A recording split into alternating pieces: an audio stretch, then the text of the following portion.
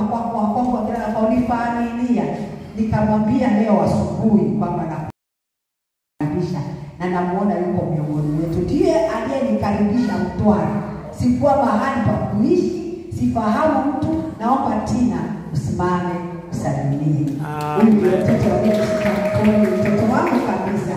Kwa hivyo ni wageni ambao wamekuwepo na sikusikia mnakaribisha. Kuna watu kulikuwa na kitu cha kukaribisha wageni. Tulishakaribisha. Walishakaribisha kabla. Kabla tujaja. Basi hawa ni wageni wetu na sijui kama Luungo utakuwa unasali na sisi au utapata tena kuja kanisani.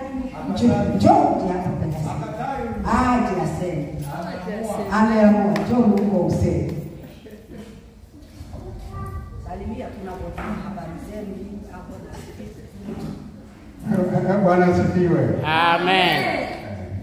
Mimi nimekubali kuja kanisani. Amen. Amen. Amen. Amen. Amen. Amen. Kwa hiyo Mungu ametuongeza.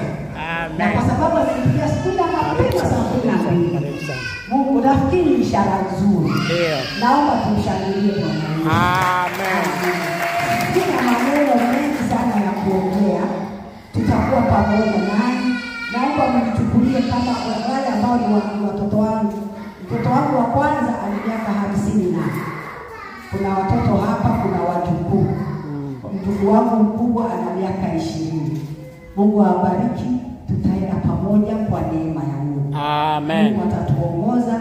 Naamini kama askofu alivyosema, kanisa litaongezeka. Amen. Tutavuna Mtwara. Amen. Bwana ataleta Mtwara hapa na makanisa mengine. Amen. Ninaamini uamsho tunaosema miaka 13 ya moto wa uamsho. Tunamtaka Mungu na nguvu zake. Mimi na Wiwa tutaweza kuanzia huku kusini.